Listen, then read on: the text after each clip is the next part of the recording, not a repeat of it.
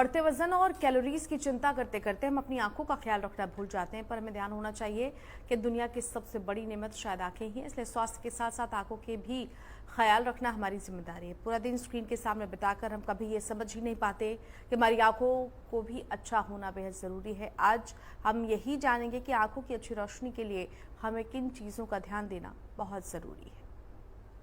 Hello, नमस्ते, सत श्री अकाल। कैसे हैं आप सब? उम्मीद करता हूँ सबसे सेफ होंगे, सुरक्षित होंगे। मैं हूँ डाइटिशियन शिवा।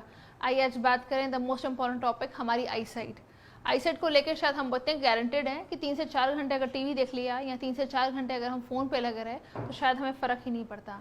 इन चीज़ों के साथ हमारा बॉडी प्रोफाइल से हमें फ़र्क नहीं पड़ता। हमें लगता है सिर्फ सारा दिन फ़ोन पे रील्स देखने से हमारी ज़िंदगी बहुत पैरेलल है जो चली जाएगी।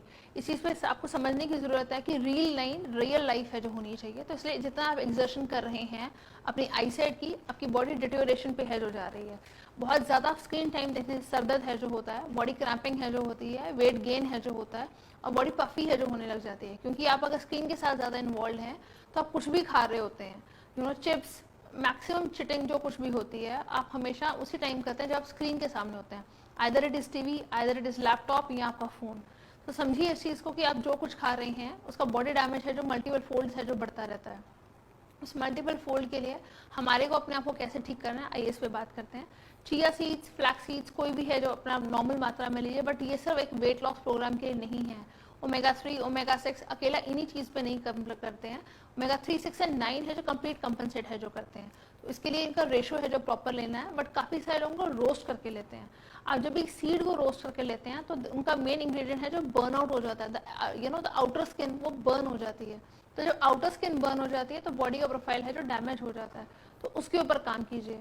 अगर आपको लगता है कि नहीं मैं सीड्स नहीं खा सकती तो उसको, या बच्चे सीड्स नहीं खा सकते, उनको पाउडर बना के आप दही में, सैलड्स, ड्रेसिंग्स, किसी भी चीज़ पे दिया जा सकता है। बट एक नॉर्मल फॉर्मेशन पे है जो दिया जा सकता है। अगर आपको ऐसा लगता है कि नहीं मैं खाने को भी ज़्यादा अच्छा बच्चों को दे रहा हूँ या दे रही हूँ, फिर भी मेरे बच्चों को चश्मा बहुत ज़्यादा मोटा लग गया है, तो उसके लिए क्या करना चाहिए? आप तो कोशिश करें थोड़ा सा देसी घी उनके रात की सब्जी में है जो स्पेशली डालिए। दिन में आप घर नहीं होते हैं या ब्रेकफास्ट बच्चे स्कूल में भाग भाग के कर रहे होते हैं, टिफ़िन प्रॉपर खा के नहीं आते हैं, तो इफेक्टिवली बच्चे जो हैं वो रात का खाना है जो खाते हैं, और हम सब जब इकट्ठे बैठते हैं तो भी हम रात का मील है जो मेन मील है जो लेते हैं। आइडली देसी घी अगर आप ले रहे हैं तो ट्वाइस अ डे अगर आप लंच में भी दे सकें, जो लोग हाउस वाइफ्स हैं बहुत अच्छा। जो नहीं दे पाते बट एटलीस्ट डिनर के टाइम पे है जो दीजिए, ताकि बॉडी का सिंथेटिक रेशो हाई ना हो। Vitamin A, D, E and K all are fat soluble, but vitamin A ही नहीं बॉडी में है तो ई और के तो लॉजिक ही नहीं है। कभी नोटिस किया है कि कभी चोट लग जाती है और ब्लीडिंग ही नहीं रुकती है? कभी नोटिस किया है कि ब्लीडिंग रुकने के बावजूद आपका जो खून है वो इतना नॉर्मल पे आता ही नहीं है, बॉडी डैमेज भी जाती रहती है और बारी बारी ब्लड लॉस है जो होता रहता है? तो इसका मतलब ये है कि आपकी बॉडी विटामिन के की भी डिप्लीटेड है।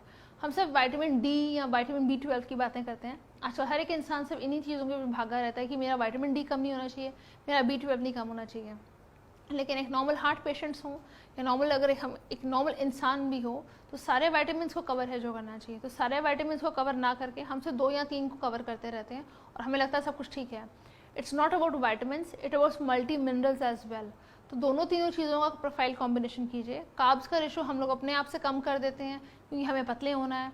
हम चिकन और फिश पे चले जाते हैं क्योंकि हमें हाई प्रोटीन डाइट्स हैं जो चाहिए।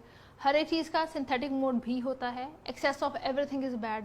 तो अगर आप ज़्यादा मात्रा में कुछ भी खाते हैं तो उसका बॉडी का डेफिशिएंट मोड है जो उठता है, आपको बॉडी रिकवर नहीं करती है जो शॉक से होती है, राइट? तो शॉक से बाहर अपनी बॉडी को निकालिए, प्रॉपर कार्ब्स अपनी बॉडी को दीजिए और प्रॉपर खाना अपनी बॉडी को दीजिए।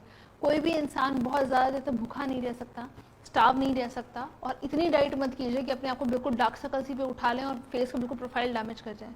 तो इसलिए विटामिन ए को सिंथेसाइज करवाइए, प्रॉपर खाना खाइए, हरी सब्जियों का सेवन ज़्यादा कीजिए। वो नहीं कर सकते हैं तो घी का जूस, करेले का जूस, अगर जो बड़े हैं 30-35 प्लस जिनको टेस्ट का इशूज़ नहीं है उनका सेवन है जो कर सकते हैं। जब भी खाना खाएं धनिया पुदीने की चटनी का सेवन है जो साथ कीजिए, और बॉडी का प्रोफाइल है जो ठीक कीजिए। ज़िंदगी छोटी होती है, जीनी चाहिए और खुश होकर जीनी चाहिए। तो इन छोटी छोटी चीज़ों को जोड़ के मेमोरी क्रिएट कीजिए, ना कि अपनी आंखों को खराब करके सिर्फ अपने आप के अंदर घुलने की कोशिश कीजिए। Thank you so much for joining in.